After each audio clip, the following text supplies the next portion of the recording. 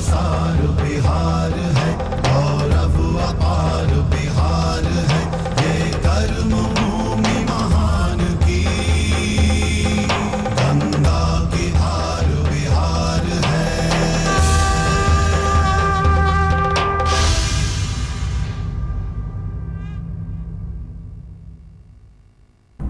भारतवर्ष का सबसे गौरवशाली साम्राज्य मगध और 2500 साल से मगध की राजधानी पाटलिपुत्र।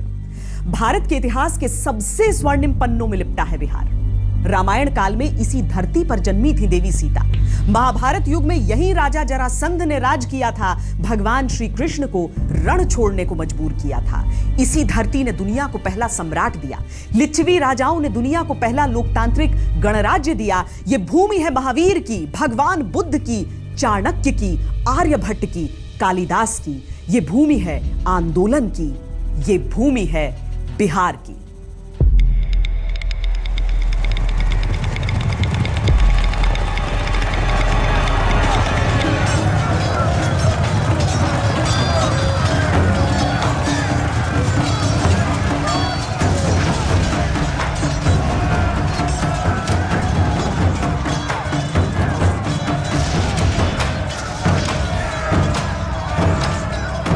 आज से करीब 2500 साल पहले की बात है। मगध का एक राजा था, उसका नाम था अजातशत्रु। अजातशत्रु जितना वीर था उतना ही क्रूर भी। उसने राजा बनने के लिए अपने पिता बिंबिसार को ही बंदी बना लिया। न सिर्फ अजातशत्रु ने उनको जेल में बंद किया बल्कि उनकी हत्या भी कर दी थी। राजा बिंबिसार को यह बात मालूम पड़ गया कि मेरे लिए जेल बनवाया जा रहा है।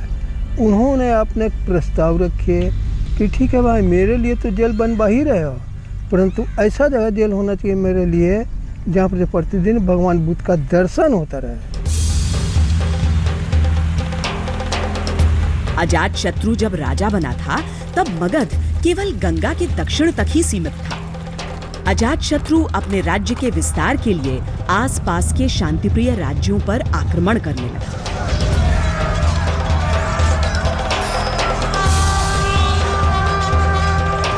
एक एक कर उसने वैशाली, काशी, कौशल समेत 36 राज्यों को मगध में मिला लिया। वो व्यापक था, ये मगध साम्राज्य था, और उत्तर में वैशाली तो उसके साथ था ही, और मैं पश्चिम में भी वो कौशाम्बी तक गया था, दक्षिण में भी उसका साम्राज्य फैला हुआ था।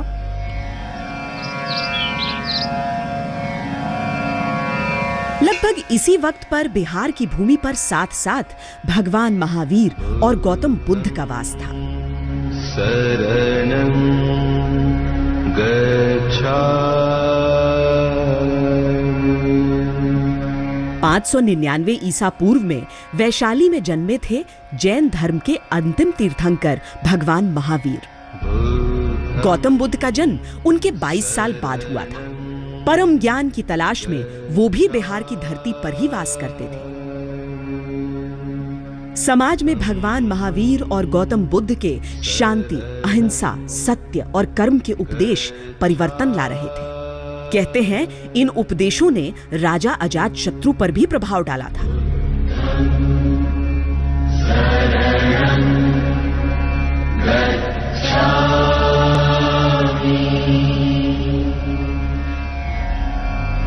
बिंबिसार के वक्त तक मगध की राजधानी थी राजगृह, जिसे आज हम राजगीर कहते हैं। ये बहुत सुंदर शहर है, चारों ओर पहाड़ियां हैं। लेकिन अजातशत्रु के शत्रु तेजी से बढ़ रहे थे। राजा ने अपने मंत्रियों को बुलाया, कहा ऐसी राजधानी ढूंढो जिस पर कोई आक्रमण न कर सके। उनके मंत्रियों ने दिन रात एक कर दिया। तब गंगा किनारे पाटलीग्राम उन्हें खूब पसंद आया। यहां एक नई राजधानी की नींव रखी गई। इस शहर को एक नया नाम मिला, पाटलिपुत्र। कहा जाता है जब पाटलिपुत्र का निर्माण हो रहा था तब गौतम बुद्ध यहां आए थे। किले को देखकर उन्होंने कहा, 3 चीजें इस जगह के लिए संकट खड़ी कर सकती है, अग्नि, जल और गृह कलह। आग और पानी के संकट से परे कलह के बीच तो पाटलिपुत्र आज भी उलझा है। इस नगर को 3 चीज़ों से खतरा रहेगा। फ्लड से, चूँकि गंगा के किनारे था, यह बात उनके ज़हन में रही होगी, और आपसी कलह तो ये सामान्य बात है, इसको इन्होंने देख लिया था या महसूस किया होगा, और फायर की भी चर्चा उन्होंने की थी। तो हम देखते हैं बाद में जो पाटलिपुत्र का विनाश हुआ है उसमें अग्नि से भी इसके नष्ट होने के पुरातात्विक प्रमाण मौजूद हैं, आज भी मौजूद हैं। पाटलिपुत्र और आज के दौर में पटना के नामकरण को लेकर भी कई कहानियां हैं। कहते हैं गंगा और सोन नदी की वजह से यहाँ बंदरगाह था।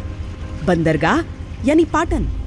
पाटन से ही ये पहले पाटलिपुत्र और फिर पटना कहलाया। दूसरा किस्सा पौराणिक है। जब भगवान शिव सती के शरीर को लेकर जा रहे थे, तब सती का पट यानी जांघ का हिस्सा यहां गिरा था। उस जगह पर आज पटन देवी मंदिर है और रक्षक देवी के नाम पर ही शहर का नाम पड़ा है। कि पाटली नामक कन्या से जो पुत्र उत्पन्न हुआ, वही यहाँ पर एक राज्य की स्थापना की और इसका नाम पाटलिपुत्र पड़ा, पाटली का पुत्र। अजातशत्रु का शासन करीब 32 वर्ष तक चला। उनके शासनकाल में मगध का खूब विस्तार हुआ और पाटलिपुत्र दुनिया का सबसे बड़ा शहर बन गया।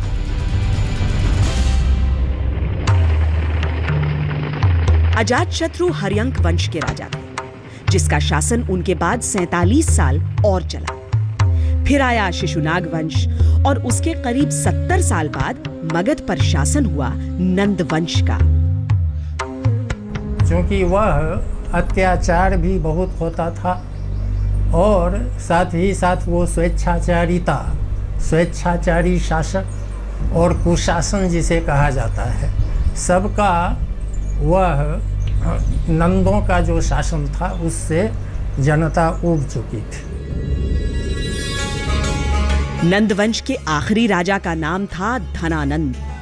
उनके दौर में पाटलिपुत्र से समृद्ध शहर दुनिया में कोई नहीं था, लेकिन यह समृद्धि बस राजमहल में थी। धनानंद के राज में चमड़े से लेकर पत्थर तक पर टैक्स लगा दिया गया।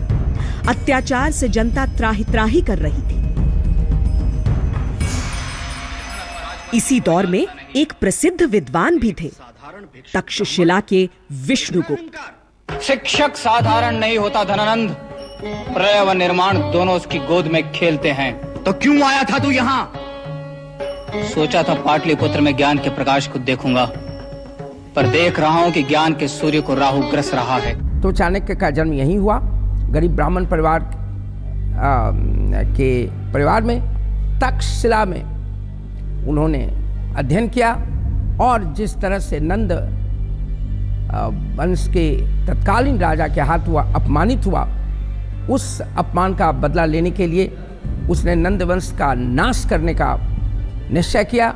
बहुत ही ऊंचे किस्म के थिंकर थे, पॉलिटिकल थिंकर थे, और ये कहा जाता है कि चंद्रगुप्त की सफलता का एक राज कौटिल्य भी थे।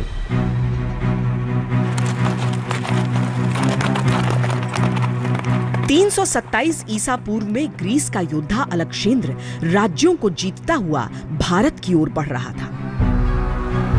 तक्षशिला के राजा ने भी उसके आगे घुटने टेक दिए थे। तब पोरस नाम से जाने जाने वाले पुरुराज पौरव ने मुकाबला किया, पर उसकी विशाल सेना के आगे टिक न सके। चाणक्य दूरदर्शी थे। वो विदेशी आक्रमण के आगे संपूर्ण क्षेत्र के लिए अंधेरा भविष्य देख रहे थे। चाणक्य ने सबसे शक्तिशाली राज्य मगध से भारतवर्ष की रक्षा की गुहार लगाई। किंग मेकर ही नहीं थे, उन्होंने साम्राज्य बनाया। किंग मेकर तो थे ही, उन्होंने राज सत्ता बदल दी, एक नया सिस्टम एडमिनिस्ट्रेशन का लाया। कहते हैं चंद्रगुप्त की सेना ने कई दफा मगध पर आक्रमण किया। आखिरकार चंद्रगुप्त मौर्य सफल हुए और 321 ईसा पूर्व में पाटलिपुत्र पर अधिकार कर लिया। चंद्रगुप्त मौर्य के साम्राज्य में आज का जो अफगानिस्तान है, जिसमें काबुल, कंधार, हेरात, बल्ख ये उधर था, इधर बंगाल था और दक्षिण में कर्नाटका तक फैला हुआ था। बीच में केवल कलिंग नहीं था, जिसे बाद में अशोक ने जीता है। अदरवाइज कलिंग के बिना भी चंद्रगुप्त मौर्य ने भारत के सबसे बड़े साम्राज्य की स्थापना की थी। इस दौर की राजनीति अर्थहीन थी। हर ओर उत्पीड़न का साम्राज्य था। समाज दिशाहीन था, देश टुकड़ों टुकड़ों में बंटा था। चाणक्य ने राजनीति के मायने बदल दिए, समाज को दिशा दिखाई, कूटनीति का समावेश किया, टुकड़ों में बटे देश को विशाल साम्राज्य बनाया। भारत में योग्यता के बल पर पद पर नियुक्ति की परंपरा मौर्य के जमाने में शुरू हुई। गुप्तचर प्रणाली मौर्यों के ज़माने में शुरू हुई। इसके पहले गुप्तचर प्रणाली नहीं थी। सबसे पहले उसी ने कहा कि ज़मीन के अंदर का जितनी संपत्ति है वो सब राजकीय संपत्ति है। उस समय के प्रशासन की चर्चा दो स्रोतों में मिलती है, कौटिल्य के अर्थशास्त्र में और फिर जो यूनानी यात्री उसके दरबार में आया था एक दूत के रूप में, मेगास्थनीज, उसकी रचना इंडिका में भी चर्चा मिलती है। तो नगर प्रशासन के बारे में जो अर्बन एडमिनिस्ट्रेशन था उसके बारे में मेगास्थनीज ने विस्तार से चर्चा की है और उससे यह साफ जाहिर होता है कि प्रशासन काफ़ी सुसंगठित था और काफ़ी उसकी कार्यकुशलता बनी हुई थी, एफिशिएंसी भी थी और वो वेल ऑर्गेनाइज्ड भी था। आज भारतीय राजनीति में कूटनीतिक जोड़ तोड़, दांव पेंचों की जो शतरंजी चालें दिखती हैं, उसके जनक चाणक्य ही हैं। चाणक्य के सूत्र और उपदेश सदा बहार हैं। जैसे जैसे समय बीतता जा रहा है वो और अधिक प्रासंगिक और सार्थक होते जा रहे हैं। चाणक्य के ग्रंथ अर्थशास्त्र में एक राज्य के आदर्श अर्थतंत्र का वर्णन है। इसमें राजशाही के संविधान की रूपरेखा है, यानी विधि विधान से लिखा गया राज्य का पहला संविधान पाटलिपुत्र की भूमि की उपज है। जब चंद्रगुप्त मौर्य का राज्याभिषेक हुआ तब तक अलक्षेंद्र की मृत्यु हो चुकी थी, लेकिन उसके जनरल वापस नहीं लौटे थे। जितना इलाका अलक्षेंद्र ने जीता था उसके छोटे छोटे हिस्सों पर ये जनरल अपनी हुकूमत चला रहे थे, यानी मगध की सीमाओं पर विदेशी आक्रांताओं का भय बना हुआ। चंद्रगुप्त ने अलक्षेंद्र के सत्रपों को एक एक कर हराना शुरू कर दिया। सबसे बड़ी जीत थी अलक्षेंद्र के जनरल सेल्यूकस पर, जिसको हराकर पर्शिया का बड़ा हिस्सा चंद्रगुप्त ने मगध में जोड़ लिया। चंद्रगुप्त मौर्य के अधीन मगध साम्राज्य अखंड भारत की तस्वीर था, पर मगध का असली गौरव अभी दुनिया ने देखा ही कहां था। पाटलिपुत्र का वो वैभव दिखाएंगे इस ब्रेक के बाद। मगध साम्राज्य विशाल था, दूर दूर तक फैला था, लेकिन मध्य पूर्व में एक छोटा सा गणराज्य था, कलिंग, जो चंद्रगुप्त मौर्य और उनके बेटे राजा बिंदुसार की लाख कोशिशों के बावजूद मगध का हिस्सा नहीं बन पाया था। पर अब मगध का एक नया राजा था, बिंदुसार का बेटा अशोक। अशोक बहुत अत्याचारी था, लोग उसे चंड अशोक कहा करते थे। अशोक अपने साम्राज्य का और अधिक विस्तार करना चाहता था और कलिंग विजय तो अशोक के लिए प्रतिष्ठा का प्रश्न था। जो इनिशियल एक्सपेडिशंस का होता था कि दूसरे राज्यों को अपने अंदर में लाना, ये एक मुहिम की तरह चला था। उसको जैसे उनको चंडाल अशोक भी कहते थे कि दूसरे राज्यों को कब्जा करके अपने अधीन करना और फिर अपने राज्य विस्तार का एक पहलू था जो कलिंग पर भी अटैक करना। अपने शासन के 8वें साल में 231 ईसा पूर्व में अशोक ने पूरी ताकत से कलिंग पर आक्रमण कर दिया। मगध की विशाल फौज के आगे कलिंग की सेना की कोई बिसात ही नहीं थी। उन्होंने कलिंग को रौंद दिया, जमकर लूटपाट मचाई। कहते हैं ऐसा कत्लेआम मचा कि रणभूमि के बगल से गुजरती दया नदी लहू से लाल हो गई। कलिंग का विनाश हो गया, लेकिन इस नरसंहार ने एक नए अशोक को जन्म दिया। चंड अशोक की जगह अशोक महान। एक बहुत क्रूर राजा को एकदम शांति प्रिय दिखलाता है कि कलिंग युद्ध ने, हिंसा ने, रक्त ने उसके हृदय को परिवर्तन किया। दूसरा इंटरप्रिटेशन ये है कि अशोक एक बहुत ही चालाक और बुद्धिमान शासक था, जिस तरह से बाद में चलकर अकबर हुआ है। अशोक के लिए नेचुरल साम्राज्य विस्तार अब ख़त्म हो चुका था। उस ज़माने में जहाँ कम्युनिकेशन के साधन लिमिटेड थे और साम्राज्य का विस्तार अफ़गानिस्तान तक, कर्नाटका तक हो चुका था, अब वो चाह कर भी कुछ नहीं कर सकता था। तो उसके लिए अब साम्राज्य विस्तार न करना उसके हित में था, नहीं तो वो अलेक्जेंडर हो जाता कि एक तरफ से जीतता, दूसरी तरफ से साम्राज्य का विघटन हो जाता। इस युद्ध के बाद चक्रवर्ती सम्राट अशोक ने कभी किसी पर आक्रमण नहीं किया। उन्होंने अपना पूरा ध्यान मगध के कुशल शासन पर लगाया, शिक्षा के विकास पर लगाया। वो बौद्ध धर्म के अनुयायी हो गए, अहिंसा का संदेश फैलाया। अशोक अपनी विरासत को इतिहास के सुपुर्द करना चाहते थे। स्तंभों, दीवारों पर अशोक के आदेश अंकित हुए। आज तिरंगे के बीचों बीच सजा अशोक चक्र उस सम्राट की सबसे बड़ी निशानी है। यह अशोक का धर्म चक्र था, जिसकी 12 तिलियां अविद्या से दुख और बाकी 12 दुख से निवारण की अवस्था दर्शाती है। इसके अलावा हमारा राष्ट्रीय चिन्ह भी सम्राट अशोक के स्तंभ पर ही सजता था।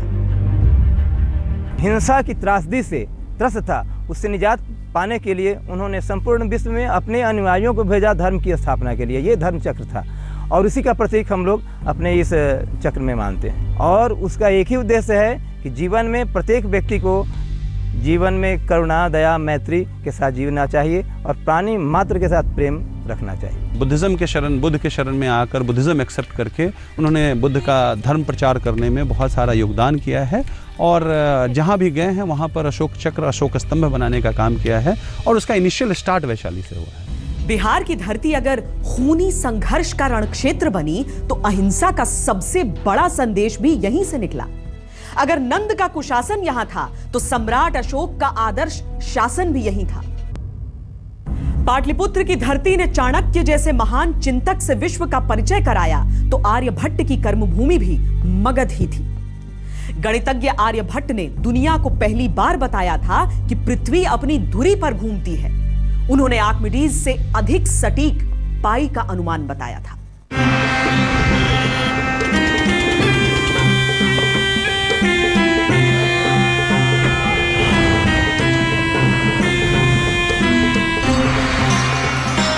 आर्यभट्ट ने विश्व को शून्य का ज्ञान दिया और मगध को ज्ञान के केंद्र में बिठा दिया। बिहार की धरती पर एक से बढ़कर एक महाविद्वान हुए। संस्कृत व्याकरण के पहले प्रवर्तक पाणिनि, महाकवि कालिदास, कामसूत्र के रचयिता महर्षि वात्स्यायन, सब किसी न किसी रूप में इस भूमि से जुड़े थे। और ऐसे दूसरे कई व्यक्तित्व हैं जो बिहार के इतिहास को गौरवमयी बनाते रहे हैं।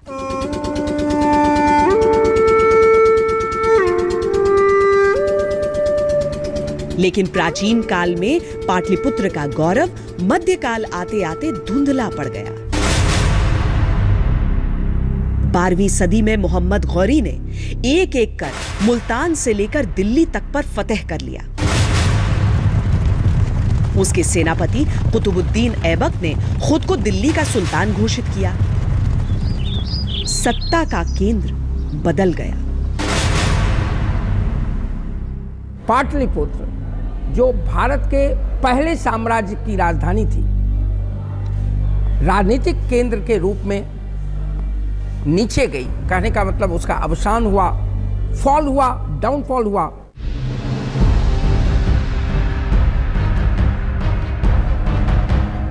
बारहवीं सदी के मध्य तक कुतुबुद्दीन ऐबक के सेनापति इख्तियारुद्दीन खिलजी ने बिहार और बंगाल को जीत लिया और पाटलिपुत्र दिल्ली सल्तनत का हिस्सा बन गया। इख्तियार खिलजी ने गुप्त वंश के दौरान बने शिक्षा के सबसे बड़े केंद्र नालंदा को तहस नहस कर दिया। यहां कभी दूर देशों से छात्र पढ़ने आया करते थे। पाटलिपुत्र सत्ता का केंद्र होने का गौरव पहले ही गंवा चुका था। इस आक्रमण के बाद मगध ने शिक्षा और संस्कृति का केंद्र होने की ख्याति भी गंवा दी।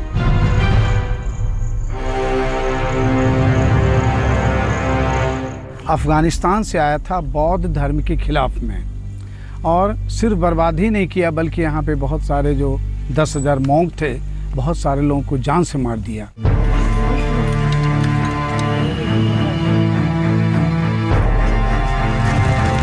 इतिहास को खंडहर में तब्दील कर विदेशी आक्रांताओं ने नालंदा को अपना सैन्य मुख्यालय बना लिया। सेना रहने के लिए नष्ट किए हुए बौद्ध विहारों का इस्तेमाल करने लगी। इन विहारों के नाम पर ही धीरे धीरे समूचे क्षेत्र को बिहार कहा जाने लगा।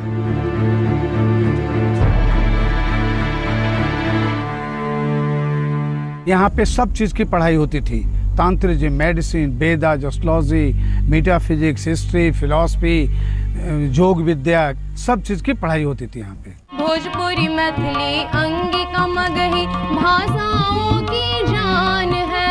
भोजपुरी, मैथिली, अंगिका, मैथिली भाषाओं की जान है। वीर कुंवर सिंह और शेर शाह, वीर कुंवर सिंह और शेर शाह बाजी कभी न हारी है।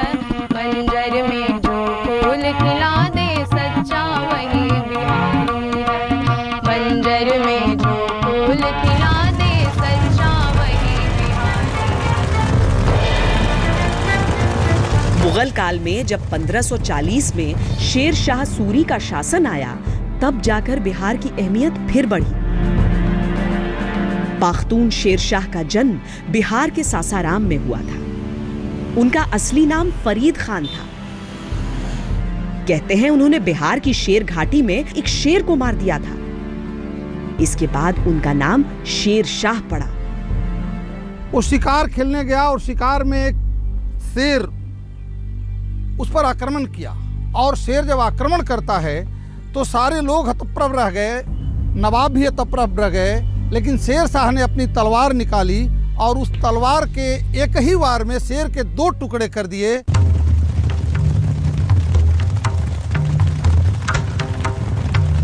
शेर शाह ने अपने 5 साल के शासन में राजधानी को एक नए गौरवशाली रूप में लाने की कोशिश की। पाटलिपुत्र अब पटना कहलाने लगा था।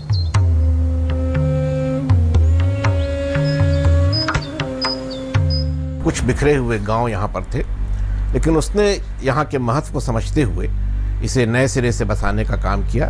जो दुर्ग उसने बनवाया उसके कुछ अवशेष आज भी पटना सिटी में देखे जा सकते हैं, और यहीं से शेर शाह ने एक तरह से दिल्ली में अपने प्रशासन को विकसित करने में भी भूमिका निभाई। उन 5 सालों में शेर शाह ने जो एडमिनिस्ट्रेशन दिया, वो एक ऐसी बुनियाद छोड़ गया, ऐसी नींव लगा गया, आज भी हम उसको फॉलो करते हैं।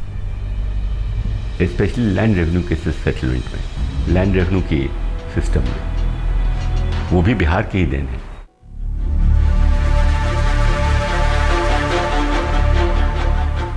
शेर शाह के जरिए बिहार की भूमि ने फिर भारत का गौरव बढ़ाया। सिक्के गढ़ने की शुरुआत शेर शाह के शासन में हुई थी। हालांकि उनकी सबसे बड़ी विरासत रही ग्रैंड ट्रंक रोड, जो कभी कलकत्ता से काबुल तक जाती थी। 5 साल के शासन के बाद ही शेर शाह की असमय मृत्यु हो गई। पटना की शान शौकत का दौर एक बार फिर खत्म हो गया। हाँ, उस दौर में पटना का जिक्र एक बार और आता है। 1704 में औरंगजेब का पोता मोहम्मद अजीम यहां आया। उसने जिद की कि शहर का नाम उसके नाम पर रख दिया जाए।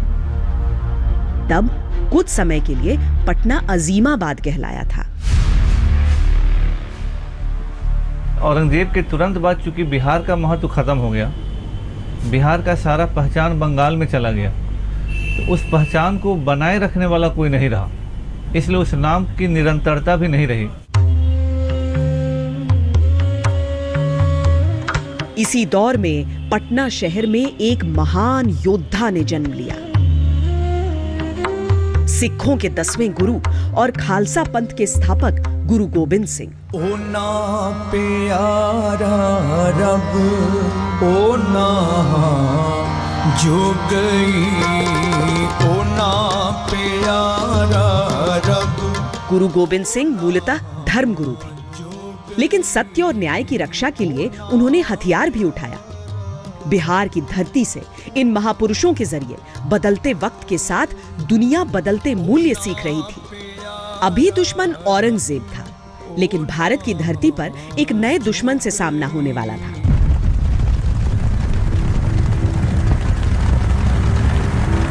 (1717) में नवाबों का शासन आया। तब बिहार बंगाल का हिस्सा बन गया और पटना एक व्यावसायिक केंद्र के तौर पर विकसित हुआ।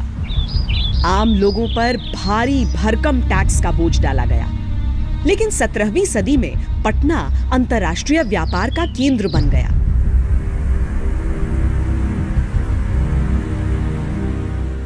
बिहार में उस समय अपना कोई उस तरह का शासक नहीं था जो बिहार को अलग पहचान दे।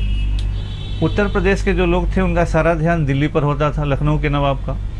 बिहार जो है अनअटेंडेड रह गया और इसका फ़ायदा बंगाल के नवाबों ने उठाया। विशेषकर जब सुजाउद्दीन शासक हुआ तो उसके ज़माने में बिहार को पूरी तरह से बंगाल में मिला लिया गया। दिल्ली देख नहीं रही थी, लखनऊ का यहाँ कोई ध्यान नहीं था और बंगाल वाले ही समृद्ध थे, क्योंकि बंगाल के पास अपना बंदरगाह था, अपनी इकोनॉमी थी। और बंगाल के साथ उस ज़माने में सबसे बड़ा फ़ायदा ये था कि बंगाल उत्तर भारत के राजनीतिक डिस्टर्बेंसेस से अछूता था। पटना से करीब 120 किलोमीटर की दूरी पर है बक्सर, जहां 1764 में ईस्ट इंडिया कंपनी की सेना और मुगलों और बंगाल नवाब की संयुक्त सेना के बीच युद्ध हुआ था। बेहद कम संख्या होने के बावजूद अंग्रेजों ने यह युद्ध जीत लिया। इसके बाद बंगाल यानी बिहार का भी पूरा हिस्सा अंग्रेजों के नियंत्रण में आ गया।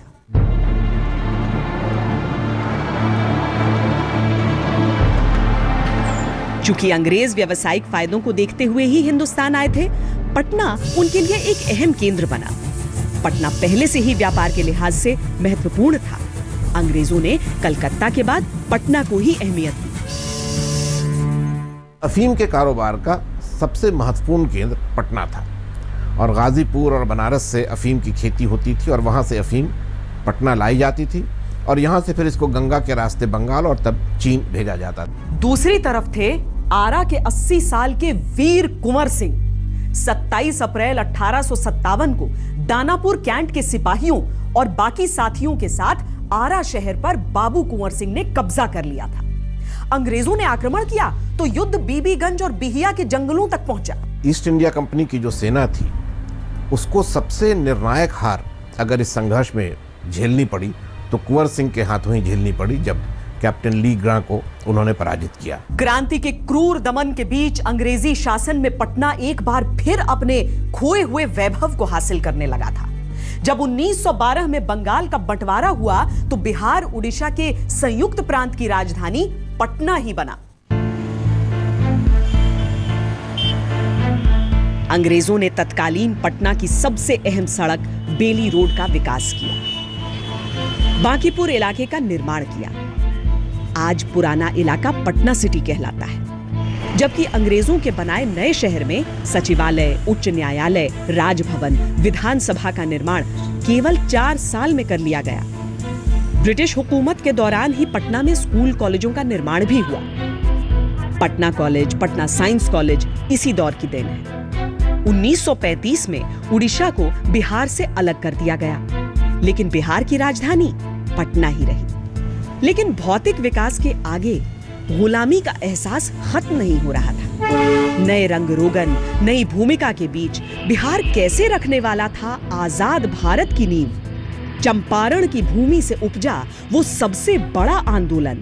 कहते हैं इतिहास खुद को दोहराता है। बिहार की भूमि पर बीते हुए कल का सफर करते हुए न जाने ऐसी कितनी मिसालें हमें याद आ रही। जिस धरती से भगवान महावीर ने पहली बार दुनिया को अहिंसा का संदेश दिया था, वहीं से आधुनिक दौर में अहिंसा का सबसे प्रबल आह्वान होने वाला था। बिहार के चंपारण में उन दिनों नील की खेती करने वाले किसानों का हाल बुरा था। अंग्रेजों के आदेश पर किसानों ने खेती तो की, लेकिन अंतर्राष्ट्रीय बाजार में नए उत्पादों की वजह से अब उनसे कोई नील खरीदता ही नहीं था। अंग्रेज फिर भी पूरा लगान मांग रहे थे। उन अत्याचारों से चंपारण के किसानों को मुक्ति दिलवाकर ही गांधी मां ने तो ये भारत में गांधी का पहला सत्याग्रह और सफल सत्याग्रह का शुरुआत है। बिहार की धरती से गांधी जी ने दो बातें समझी, सामाजिक समानता के लिए संघर्ष और अंग्रेजी हुकूमत के खिलाफ आंदोलन का महत्व। आगे चलकर गांधी जी ने आंदोलन के जरिए पूरे देश को एक सूत्र में बांधा और अंग्रेजों को हिंदुस्तान से बाहर जाने के लिए मजबूर कर दिया। 1947 में देश आजाद हो गया, लेकिन बिहार का इतिहास यहां से एक नई करवट ले रहा था। आजाद भारत में बिहार का किरदार दिखाएंगे पाटलिपुत्र के अगले एपिसोड में। आप देखते रहिए आज तक।